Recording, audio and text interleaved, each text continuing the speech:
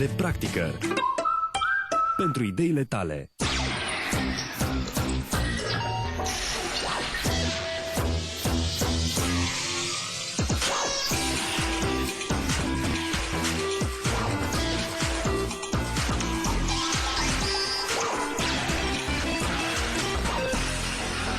Today on How It's Made. Car radiators, keeping us and the engine cool. Hatchery chicks, mass production of the animal kingdom. Phyllo pastry, ingredients for a Greek feast.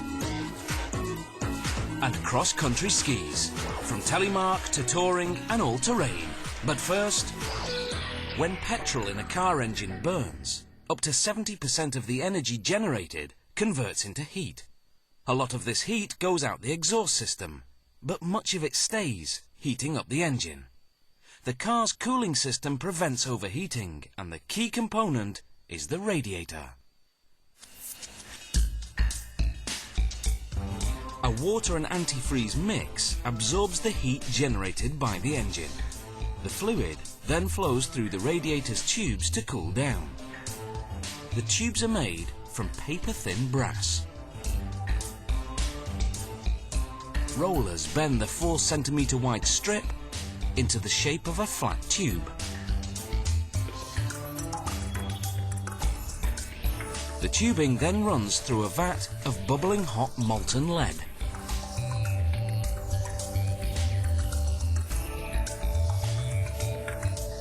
As the tubing exits the vat, it runs through cold water that hardens the lead coating. A cutter then chops the tubing into lengths according to the model of the radiator. These are 76 centimetres long. Meanwhile, another machine shapes a narrow strip of copper just 1.5 millimetres thick into what are called cooling fins. As we'll see in slow motion, the machine folds the copper strip fan-like, then perforates it, creating mini air vents.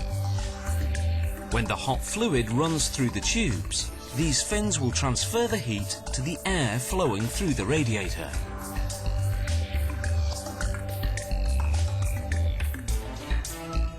The cooling fins come out of the machine, cut to size.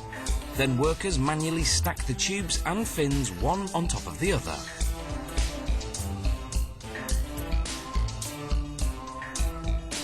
They straighten them out, then apply a brass tag indicating the model number and date of production.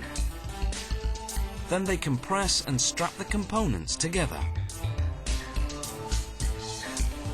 Elsewhere, a computer-guided machine punches out a pattern on brass sheets. These will become what are called headers. There's one on each side of a radiator. The punching tool then changes to a knife, which now cuts along the perforation lines.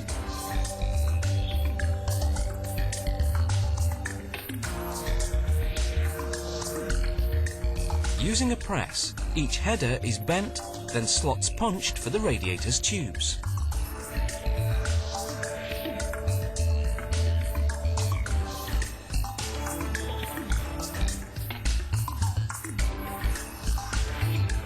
Now, using a mallet, workers hammer the headers onto the ends of the tubes.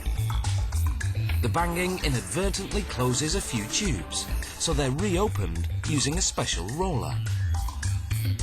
After cleaning the surface, it's into an oven at 315 degrees Celsius. In just 2 minutes, the lead melts, fusing the tubes and cooling fins. After straightening out any crooked tubes, workers dip the headers in a tank of hot liquid lead for 30 seconds. This solders them to the sides of the radiator. Workers apply a few drops of lead on the corners for reinforcement. The headers and tube openings are now encased in lead. Workers now feed a sheet of brass into a press to form the tanks that go onto the headers. One contains a brass tube. Hot transmission oil enters one end of it and exits the other, cooling along the way. Once workers finish soldering the tanks to the headers, they solder on what's called the filler neck, a spout for pouring antifreeze into the tank. On the opposite tank, they solder on a water intake pipe. This will be the entry point for the fluid heated by the engine. Finally, they coat the finished radiator in asphalt-based paint.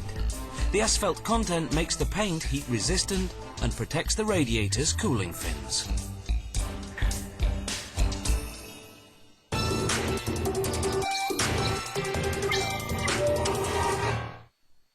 Which came first, the chicken or the egg? We can't give you the definitive answer, but we can take you to a hatchery to see how baby chicks are bred. It's the first step in commercial chicken farming, or the second step if you think the egg came first. Chicks come from eggs fertilized by mating, but a hen can lay eggs without mating. Those unfertilized eggs are the ones we eat. The fertilized ones go to the hatchery 3 or 4 days after being laid. Hatchery workers transfer the eggs onto special trolleys, then roll them into the incubator, where the temperatures and humidity level mimic natural conditions. The egg yolk, egg white and shell all nourish the embryo. Every hour, the trays shift 45 degrees to the opposite side and back, simulating how hens turn their eggs while waiting for them to hatch. After 18.5 days, the eggs come out of incubation and go onto a conveyor belt. They pass under infrared sensors that detects any whose colour is too transparent. These are unfertilized eggs that slip through. The sensor triggers a suction device to remove them and go to a rendering plant to become animal feed. The fertilized eggs next move to be vaccinated against Marek, a poultry disease. Automated needles pierce a hole in each shell and inject the vaccine into the amniotic fluid surrounding the chick.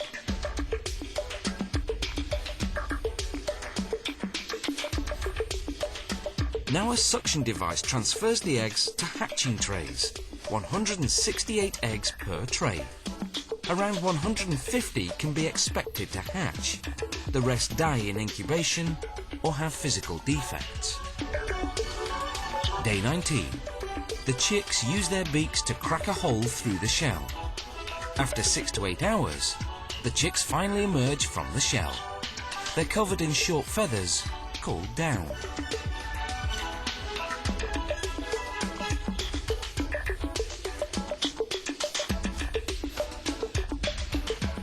After about 4 hours, their down has dried. Now workers move the chicks to what's called the separator, a machine that separates the birds from the shell halves. The shells are larger than the chicks, so they stay on top while the chicks fall down to a conveyor belt below.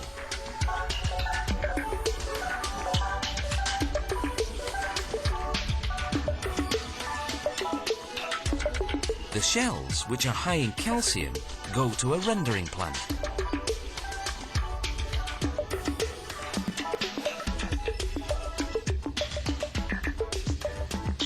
The chicks move on to be classified according to gender.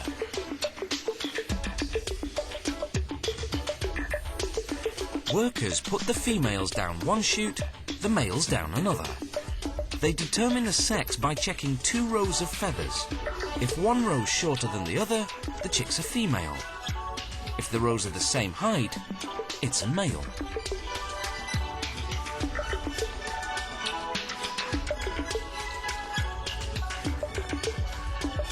Each chute feeds a separate conveyor belt.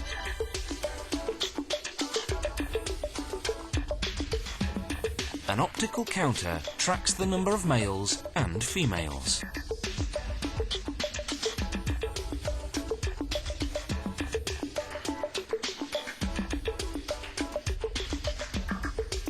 The chicks now fall into specially designed transportation boxes, 102 chicks per box. Some clients request that their order of chicks be vaccinated against bronchitis. Those boxes pass under an aerosol sprayer that sprinkles them with a mild dose of vaccine. Poultry farms raise chicks for either meat or eggs. Females used for egg production begin laying at about 20 weeks, or reach slaughter weight in about 38 days. Males take from 40 to 65 days. And if all this puts you off, be sure to buy free range or turn vegetarian. Coming up on how it's made. Phyllo pastry, from sweet baklava to spinach savouries. And cross-country skis. See you after the break.